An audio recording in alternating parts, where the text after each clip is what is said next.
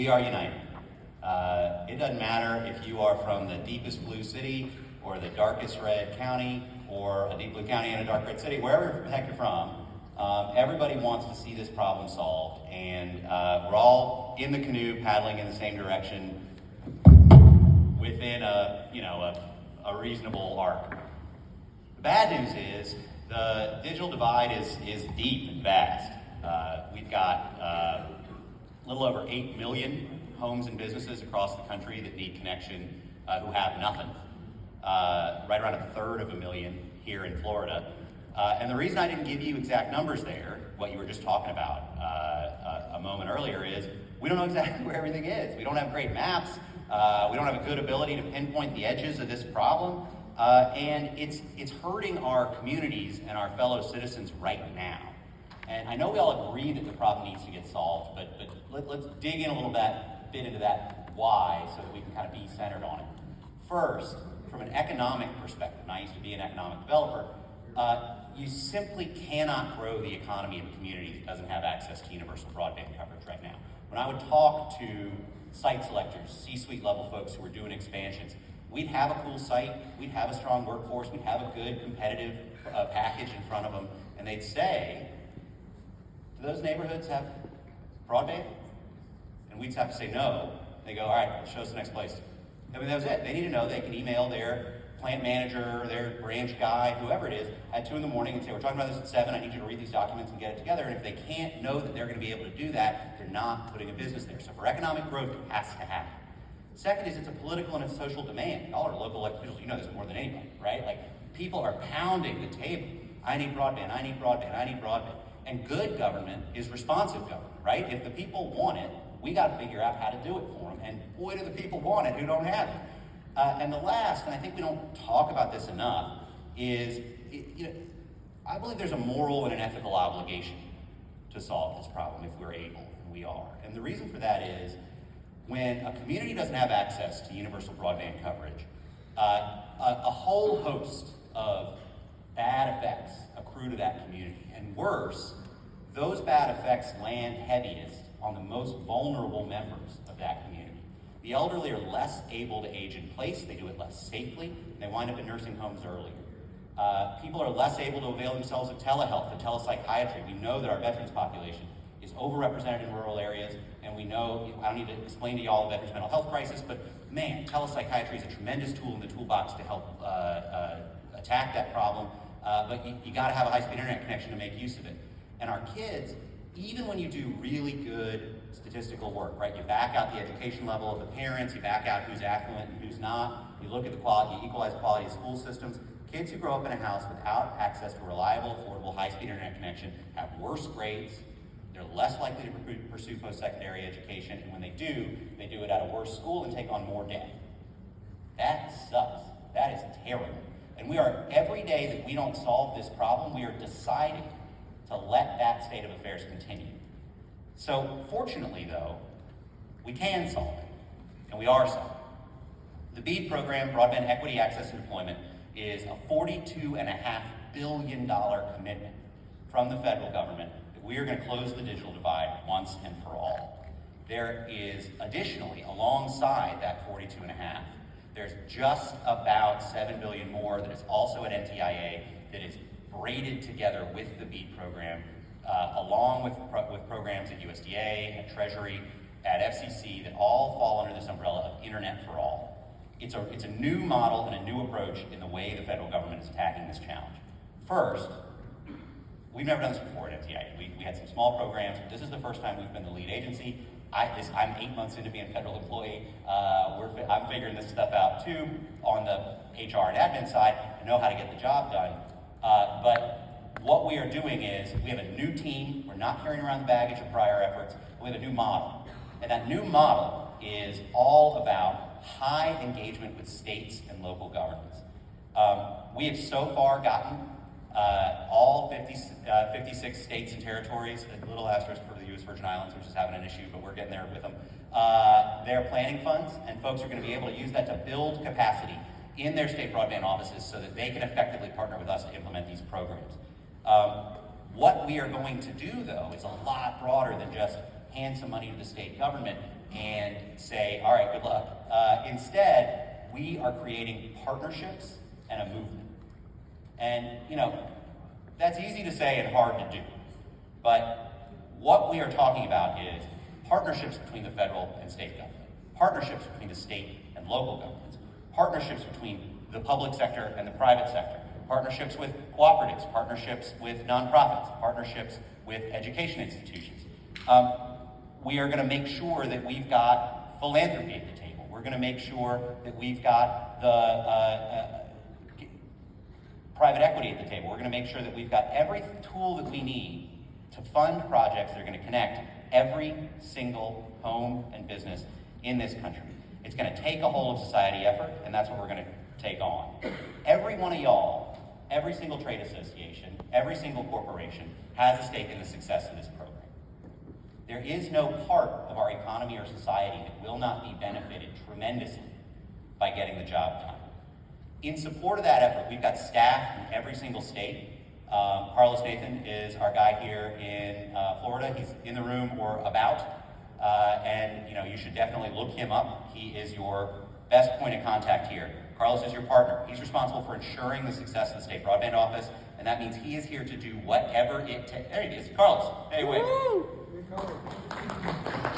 Carlos is the guy. He is here to make sure that this thing works in Florida for y'all. He is going to support the really incredible work that Katie and her team is doing at the State Broadband Office. You guys are fortunate in that office, by the way.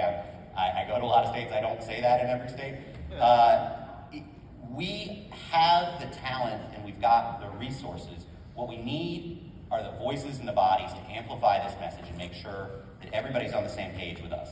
We need y'all to be in dialogue with us. So if you see something that doesn't make sense or seems boneheaded, 9 times out of 10, it isn't, and we failed to communicate it properly. And that's our fault, and we should clear it up. 10% of the time, it might be boneheaded, and thank you for pointing it out, and we'll fix it. There is no one way that we're going to get this done. The reason this program exists this way is that we set very broad guardrails for how states are going to implement this program. And then states have a lot of flexibility to meet their specific needs, informed by, and this is really important, informed by ongoing, deep collaboration with local governments and tribal governments. This is not about notice and comment. Y'all are going to have seats at the table, and if you don't, and you will, because the broadband office here is going to do a good job, but if you don't, let Carlos know, and it's going to be a problem. We're going to come down and make sure that your concerns are heard. From a timeline perspective, so you know how this is all going to work, office capacity is building right now. We are developing a lot of technical assistance documents that are going to get out into the world to help folks figure out how to engage with our program. We are going to then see an initial proposal. We're going to make allocation, I should say first. We're going to figure out how we're going to divide up our $42.5 billion among the various states and territories.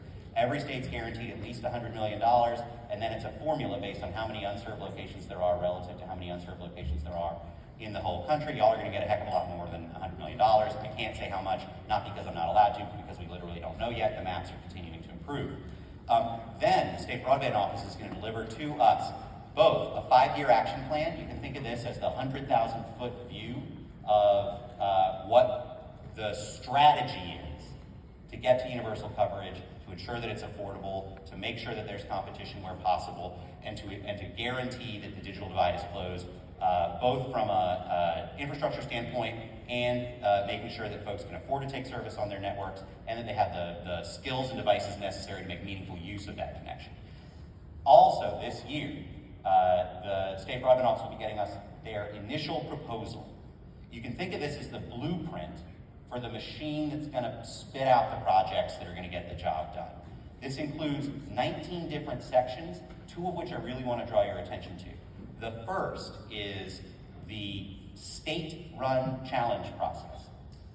It's amazing how many smart people can look at a document and not catch something big. Like, FCC's already calling their thing a challenge process, so maybe we shouldn't call our thing a challenge process because it's going to confuse people. But we're past that now. So there's an FCC challenge and there's a state challenge. The state challenge process is the way that we are going to ground truth and improve and particularize the FCC map that we've got at the time that it is run.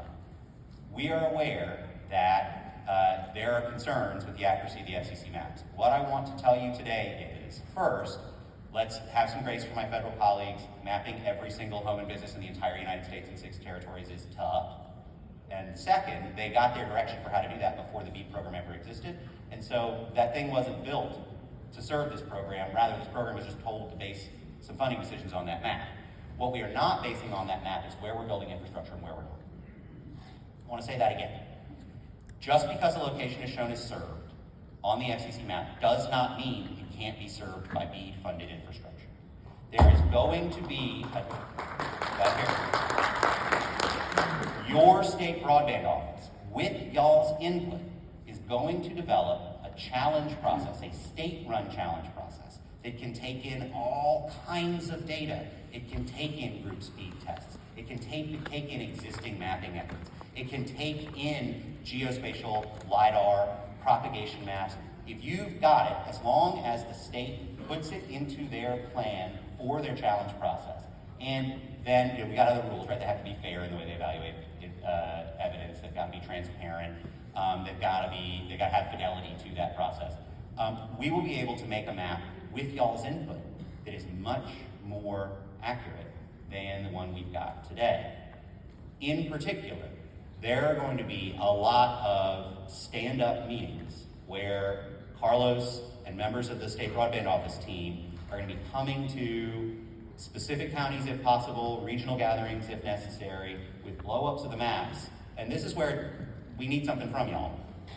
We're going to come to your county or nearby. There's a lot of y'all. But we're going to come, we're going to put a map on an easel and we're going to say, this is what we're doing. Does this get it done? And we need to know from you and your citizens then or around then during that process whether that's the case. Because you know your communities, we don't. It would be nearly as absurd for someone to sit in Tallahassee and decide this ISP is going to do this in this place without talking to you as it would be for me to sit in DC and do it. And I don't sit in DC that often, I live in Richmond. The second thing that I really want to draw your attention to is the selection criteria. So that's basically the scoring rubric. It's saying, here's how we're going to evaluate projects that come into the state for funding. These are the weights we're going to give these different scores. These are the gatekeeping criteria that we're going to use. All of this is going to be put out in front of y'all in draft version for your input. Again, not just notice and comment, not email something to somewhere. There will be public meetings. You're going to have the opportunity to say what you need to say, to voice your concerns or approval, and Katie and Hookie are going to need to show us how she took into account. Now, she could just say they're wrong and here's why, and that's fine. Sometimes y'all are going to be wrong too. But you're going to have the opportunity to weigh in on these things in a really robust fashion. After that initial proposal comes into us, the State Broadband Office will run that challenge process when we ground truth the maps. At the conclusion of that, and upon the approval of their initial proposal, then we'll know where we are, right? We'll know the universe of locations in consultation with local and tribal governments and community leaders of where we're going to build infrastructure. And we're going to know how we're going to pick the projects that are going to serve those places. They're going to then take in applications to serve those places. They're going to score them according to the rubric that everybody already saw. This is all going to be out in the open, guys. There's no black boxes here. Everybody's going to see everything everybody's doing. Then that's going to come back out to y'all. You're going to see the outputs, and then it's going to come back to us. We're going to say, did you stick to the process we agreed to? Does anybody think you didn't? We got to figure that out. And then those projects are going to get funded, and we're going to start building. Alongside the BEAD program. So that's BEAD. That's it. That's all we're doing. Alongside the BEAD program is the digital equity program. You can think of digital equity or digital opportunity as a really focused attack on that third part of the digital divide that I mentioned earlier. Whether or not somebody has the skills, the ability to take service, or the devices they need to take service to make meaningful use of the infrastructure connection we're bringing to folks. The digital equity program will come in 3 phases. The state planning grants, which have already gone out alongside our BEAD planning grants.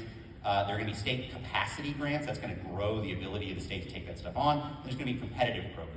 And look, this umbrella is vast. It can mean digital literacy classes in 1 or multiple languages. It can mean device provision to low-income folks and low-income school kids. It can mean support for connected agriculture. It can mean support for digital entrepreneurship and tourism efforts. There's a whole lot of stuff that can fall under the digital equity umbrella. But what we need to make sure we do is that just as the scoring criteria for the deployment activities, the infrastructure that's going to get funded, y'all are going to see that rubric for how those projects get picked too.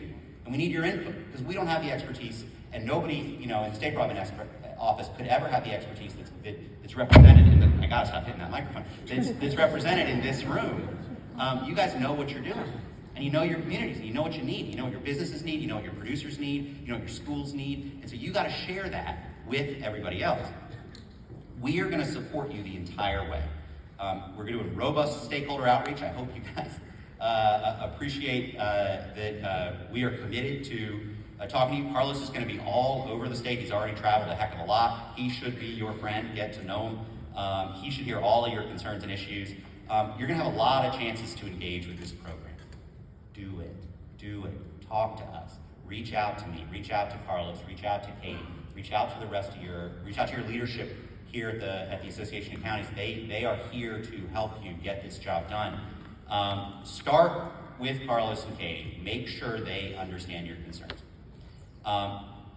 If you think you aren't being heard, and this is really important, we are going to run to ground every single legitimate concern that is raised by any stakeholder, and y'all are important stakeholders.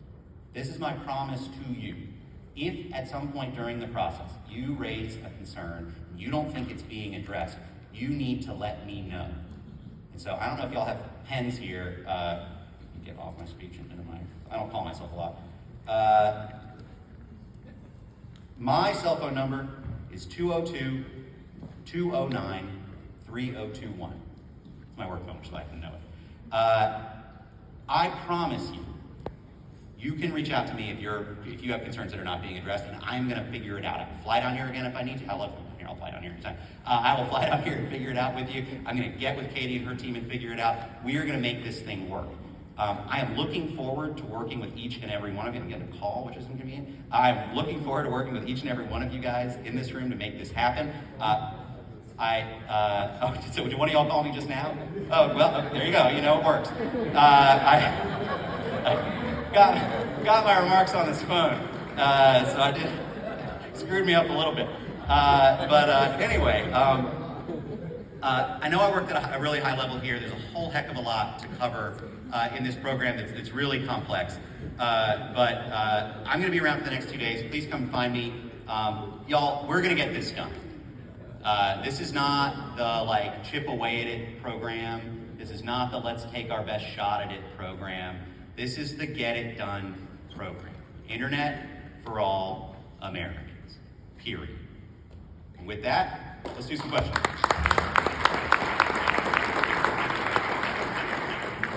Thank you for coming. I did call you just to make sure it was working, so y'all realize now it doesn't work. We here in Putnam County, which is just a little bit over that way to the south and west, Mr. Nathan came to our local technology planning team meeting the other day. Good work, Carlos. So yes, and he's available to go to all 67 counties, but he can do it here too for you by the same way. But we had a great meeting with him and was just really very well done. I want to say something about local governments for a moment. Local governments don't know what we don't know. And it's hard for us as a government to move in that direction.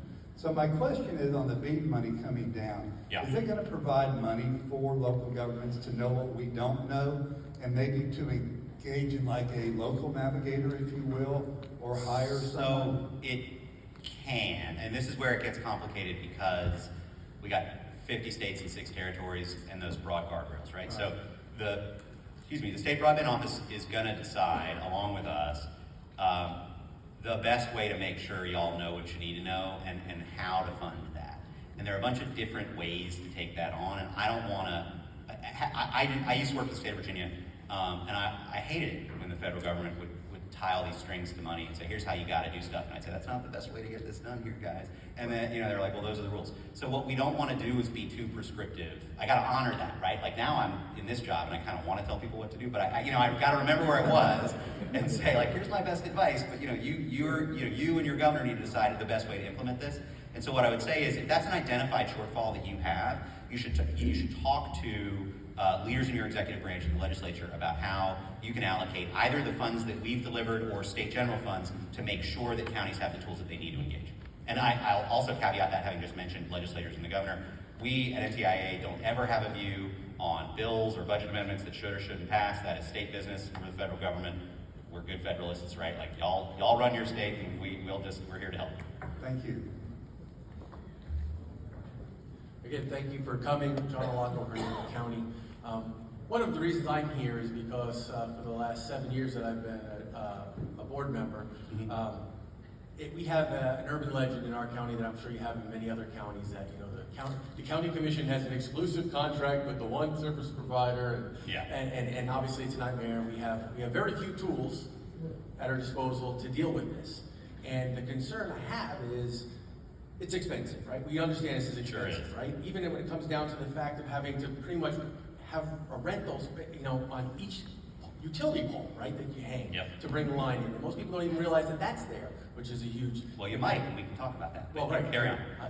But here's the challenge. It's like, I would rather the private sector do anything it can and leave us out of it as government. But the reality is, our society today, this is a utility. And the way we got electric to everybody's home, right, was to treat it as it's a utility, it's a necessity. And I don't know how long-term we get around this without really going that direction, because the rule, there's no money in it at the rural level when you have homes that are spread out. So let's talk about it. I mean, so good question and a good observation. The challenge we've got is that we need to toss you in a time machine and get you back to the early 90s if we were going to go the kind of the monopoly service territory utility route. At this point, there are hundreds of billions, if not trillions, of private sector investments in overlapping, competing networks. Buying them out and getting us to a state of individual utility monopoly provision is just not in the cards. It also, by the way, you know, electricity is very reliable, and you know, apologies to any co-ops or investor-owned folks here. Maybe not the most innovative sector in the country, and there's a reason for that. It's that they're insulated from the market. So, you know, what we want to do now is solve the fundamental math problem, and that math problem is that a mile of broadband infrastructure costs basically the same amount of money to run in, you know, Manhattan as it does in rural Missouri. But your return is you can get tens of thousands of customers on a mile in Manhattan. You can get tens of customers in Missouri. So what we're doing is we're offering the grants to buy down that cost of entry, to make it to make the math work in these rural areas, all the way down to zero, by the way. So our match requirements are going to range anywhere from 0 up into, you know, quite high. I don't know exactly how high the highest match requirement will be, because they're going to be based on the match assumptions are going to be based on the underlying economics of the area that's to be served. And that will be the target that we're going to set. We're going to help the state broadband office set when they seek out match. Now that's a rebuttable presumption, right? So the ISP can come to the state broadband office and say, you want a 60% match here, but actually there exists a swamp and it's going to be really expensive, and it turns out the best we can do is 15% match, and you know, Katie and her team will have to look at that and go, oh, that makes sense, and then carry on, and that'll work. The last thing I'll say is, you know, we are going to need to get creative. We had some success in Virginia when I was focused on Virginia as an employee of the former governor. We're going to be the first large state in the union to have universal broadband coverage. That'll happen by 2024. And, you know, there was art and science in that. Sometimes it's go to an electric co-op that's really nervous about getting into this space and just lean on them. I mean, I must have gone to so many of those board meetings, and those are conservative organizations, right? They've been keeping the lights on for 100 years, but we need them to do it, and they own the poles. Or you go hit the other, you know, the investor-owned utility, you say, listen, you can't keep charging this money just to string fiber on these poles, and you got to deal with rights away, and you got to deal with easements, and there's all of these things that you got to take on, and we require that states show that they've engaged with those policy questions. We don't have a right or a wrong answer to it, but you need to show us that you're working on it. And we're happy to advise about what would be helpful or not helpful. Again, staying on the right side of that line. We're never going to say this is a bill that should pass in Florida, or or this is a reg that should change in Florida. That's not our job. What we can say is, hey, look at what Georgia did on easements, or look at what Nebraska's doing with their co-ops, and then, move from there and say, take that as an example and see if you can't do something similar. Sure. And by the way, I would never want a monopoly in an area that's already been developed. I mean, that's, Yeah. to me, that would be crazy. It just, we're dealing with it at the federal level now, and I don't see the federal government, our elected officials, doing what really needs to be done to make it happen. It comes down to dollars. And Well- I think, personally, if we would just depreciate the cost of putting these in on an immediate schedule, a yearly schedule, 2-year schedule, instead of 20, 30 years on this, rather than grants, it would get done faster, I believe. Well, here's what I can tell you. Uncle Sam's standing behind me with $42.5 billion. That's a generational investment in this. And we're not trying to run it federally. We're working in partnership with the states, and so we are. If you don't think it's been done well before, get engaged when the rules come out for how you're going to do it in Florida, and weigh in, make it look more like what you think is the right thing. Mr. Director, Ken Cornell, Alachua County. I want to thank you for your presentation. It was really great, the words that you said with regards to really the economic development aspect of putting it in this broadband in every single home. I'm wearing a hat, it's got 67 on it. We are 67 unique, different counties, and I just wanted to really just tell you that the leadership that's involved at FAC, that is here and working directly with your office, has been working on this for 4 years. Yeah. And I agree, Katie's office is amazing. I would also say that that the resources that you can provide to help us roll this out, and really listening to each of the 67 counties, will accelerate this deployment, I would say, probably faster than any other state. And when I talk about the state of Florida, what it really is the 12th largest country. And so from that standpoint, we are here to work with you, and we appreciate you actually being here and your resources being here, and we want to help get this done faster than any other state, and I think we can do it. Love it. Compete. Thank you. There are a few others that want to get there too, but y'all competing with each other is a good thing. But also, right back at you, sir. It's fine that I'm here, but I'm not. Honestly, I'm just trying to keep other people doing their jobs well and keep the train on the tracks. We need y'all to help us. That's where this really comes together. Hi, Ashley Pulling with COS Systems. I just wanted to ask, because I know that the BEAD mentions, and NTIA had mentioned shared infrastructure, and recently I was reading a report that basically says that for every dollar invested from the federal government, shared wholesale or open access infrastructure will take us to 80% penetration versus 50% penetration. Mm-hmm. So I'm wondering, even though that's written kind of stacked in that, the paperwork kind of hidden, what are you all doing to impact shared infrastructure and making sure that, like you said, whoever makes that investment, it gets as far as possible? So if it's the incumbents, if it's the IOUs, if it's the municipalities, how do we push shared infrastructure so that our dollars go further? Great question. So there's a lot of different ways to share infrastructure too, right? It can be shared open access middle mile networks. It can be shared equipment on towers, and the base, the JV level of that is just please let somebody else get on your tower, right? But then there's a much better sort of equipment sharing. You can share cabinets. If you get into a trust-based relationship with the other folks on the provider side, you can do a lot more there and leverage better equipment. I do want to, when we talk about penetration though, let's be clear.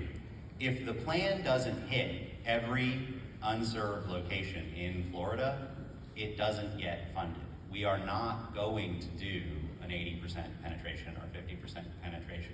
It is 100% or nothing. And that's going to require some creativity, right? We got a lot of money at BEAD. BEAD cannot be the only answer. There's CPF funds, there's RDOF areas, and there's some ups and downs with that program, but we can talk about that.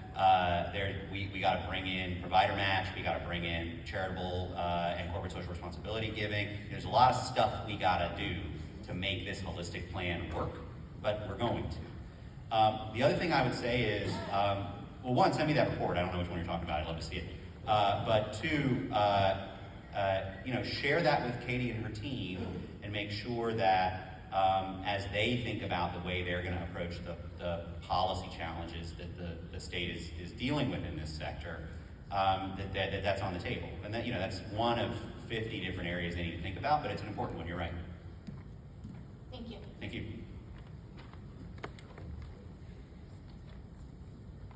Hi, Evan. Thank you for your time.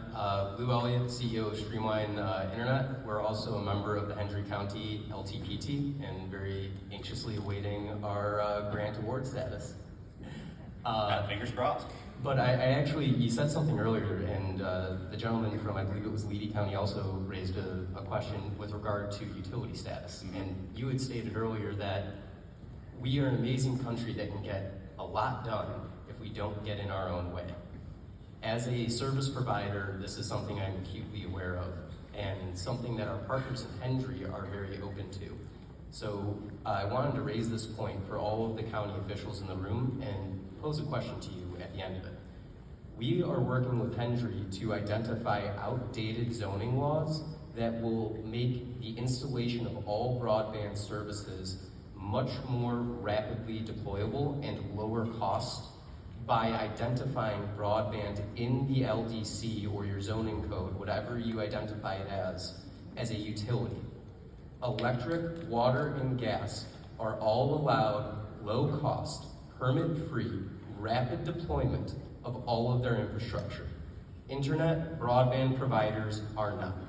In my home county, Collier County, we have successfully connected 180 homes in an area where Comcast refused. We actually, DEO will be submitting a challenge by end of night tonight or tomorrow before the deadline because Comcast failed to look at your map that we had to spend thousands of dollars for key To be ESAM. clear, it's the FCC's Sorry, map. the We don't, FCC's. it's not, No, and I don't I know love that. We're gonna, but yeah, go ahead. It's a great map. Like, I seriously think that it's not without its flaws, but it is so much better than the Form 477. Wow. Like, leaps and bounds. And after learning that there was a filter, it was a lot easier to use. We actually worked with the raw data in Python when it was released in November to bolster our application. Anyways, sidebar. Point being, we as private partners are willing, ready, and able to deploy infrastructure, but we need counties that are willing to work with us and partner with us. And I want to raise one last point before asking my question. 1 mile of broadband infrastructure is not the same in every county when you include zoning and permitting restrictions. In Collier County, I am unable to deploy underground utilities unless it is directional bore. That typically runs $50 a foot just for the labor and construction services. This is in an area where there are no underground utilities. They're on well and septic and all power is overhead. It is illogical that that rule exists, and it will take me, and I'm fighting it, I'm going to hire an attorney and do a private zoning amendment because staff told me that it's going to take 2 years to do it free. But it will take us 2 years to fight that fight. So my question to you is, will the NTIA take a stance to try and push reform federally on zoning for broadband? The FCC has already done an amazing job with the OTARD Act, over-the-air radio device, which Collier County has also stalled us on a major deployment for the National Audubon Society. It wouldn't let us flex OTARD, which was very frustrating. But at least it helped single-family homeowners if we wanted to put a tower up in their yard to receive internet service. But the federal government and federal entities have already set a precedent of supporting broadband providers or information distribution providers. And I'm hoping that you might like to follow suit and try to push zoning changes at the federal level. So first, you're passionate, you're getting people hooked up, and thank you for that. Second, well pitched. Third,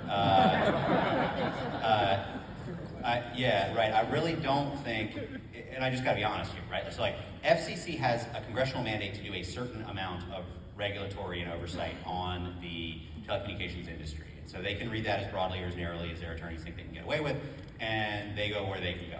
What I can tell you is, with my mandate and where I sit in my agency, I don't have any business telling counties how they ought to set up their zoning laws. I just don't. And I will say, y'all should try to make it easier for folks that employ broadband, and you know that, right? I mean, you want them to do it, and so you ought to be working to make it easier. One of the things that I will commend to everybody in the room is, we created by right the opportunity for any local government to create their own plan for connecting all of their locations, and to put that into the hopper and get it scored with anything an ISP puts in. And y'all have that ability. You can do that. You can pick an ISP. You can say, we want to work with you. We want to put together the proposal. We want to get it done. And that thing has to get in and has to get scored. If they don't pick you and you're the high score, they got to write a long explanation to me about why that is. And I'm going to buy it or not buy it. And so there's a tremendous opportunity for ISPs and counties to get into partnership with each other. Come up with the way they want to solve it, make sense for their citizens, and go to the state broadband office once it's time to do that, and see if they can't get their project funded. Thank you for your time, and just side note, I hope to get a sidebar with you some point over the next Anytime, 20 man, I'm hours. around. Thank you. Yeah. I'm Jim Peacock. I'm County Commissioner from Jackson County. Hey, Jim. And we're a small rural county. 68% of our economy is derived from agriculture. And you were talking about digital equity, and you mentioned digital agriculture under Yes. that. Can you expound upon that? Sure. Well, first of all, Jim, and I apologize, but I have a good but non-encyclopedic knowledge of the map. Where's Peacock County? Jackson County. Oh, sorry. We're west. You're Jim Peacock. All right. Yeah. Gotcha. Got it. All right. Sorry. If I could get, yeah, in my defense, we had some delays from Delta. I landed last night at like 12:30, but and came straight from Minneapolis, which is a little bit different weather. So yeah, digital and connected agriculture is really, really, really important. I could do an hour on that, guys. This is first of all, most of y'all know this. A few of y'all may not. Agriculture is the largest industry in every single state in the country, and in this country by miles and miles and miles. I don't know the Florida numbers, but I remember the Virginia numbers. In general, in Virginia, there's the tech sector is number 3 at about $25 billion a year. You got your tourism at about 28, and then you got ag and forestry at about 95, right? I mean, and that ratio is pretty consistent across the country. But we got tremendous problems. It's getting harder and harder and harder. The margins are getting thinner and thinner and thinner for producers. And there is a tremendous amount of uncertainty. There's a lot of stranded capital in these enterprises. It's hard. One of the things that we can do is support adoption of connected ag technology. And there's a bunch of different ways to do that. We can talk about the different models, but in essence, what you can do is you can create performance contracting approaches where the producer's not out any capital up front. They just level set their expenses, whether it's veterinarian feed for animal agriculture, or whether it's fertilizer and water and insecticide for row crops. You put all these devices out in the field, whether it's they got these cool little Apple Watches you can put on your chickens.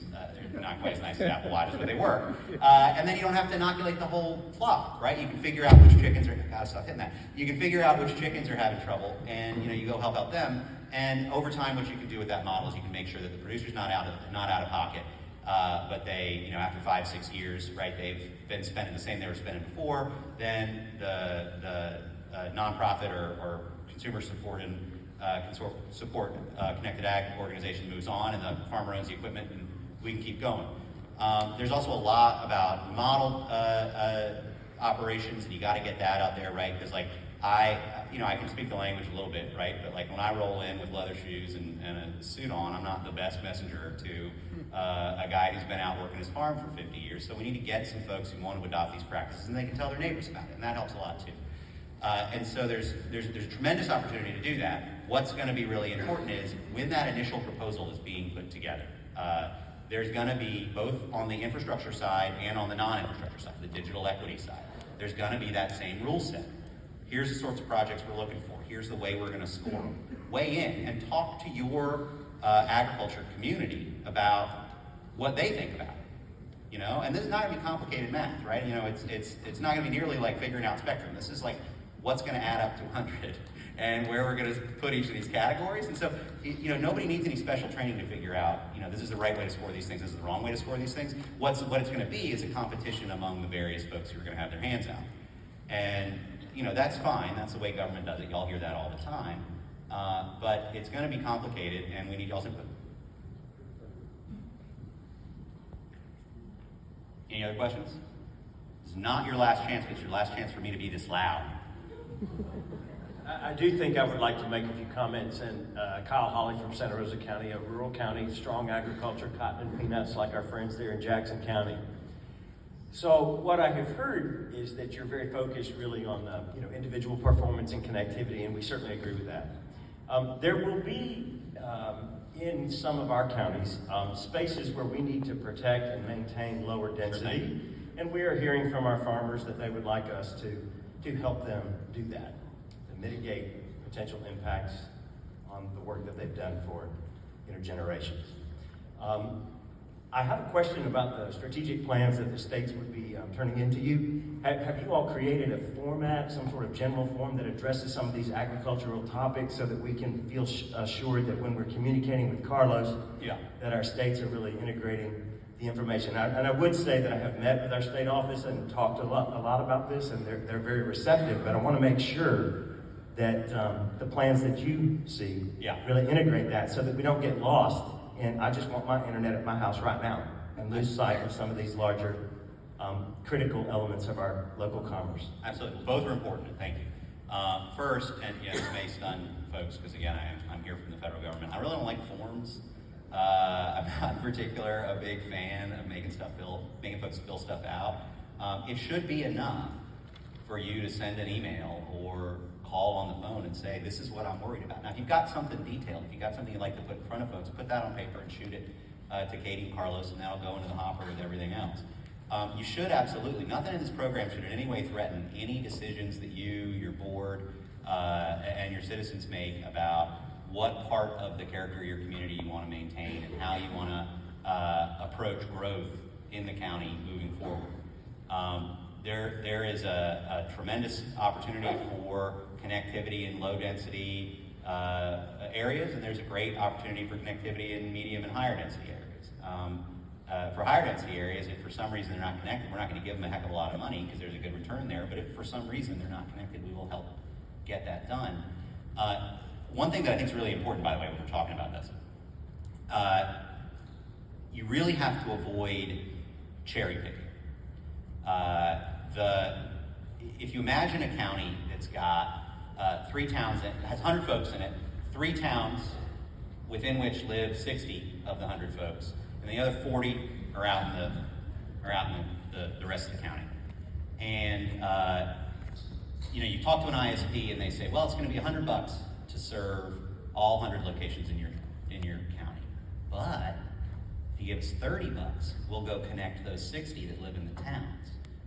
That can seem, on first glance, like a good idea, right? Because, well, gosh, we only spent a third and we connected 2/3 of our folks. But look at what you did to the 40 folks who don't live in the town. Now, instead of there being a project that would cost $100 to connect 100 folks, now you got to find somebody who wants to connect 40 folks for $70.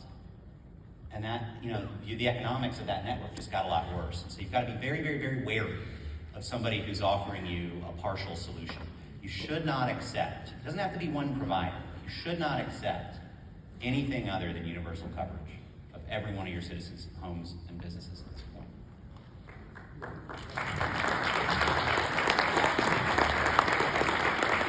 Let's give it up for Evan. He really did a great job. Thank you very much, Evan. And you are going to be around for a while too, correct?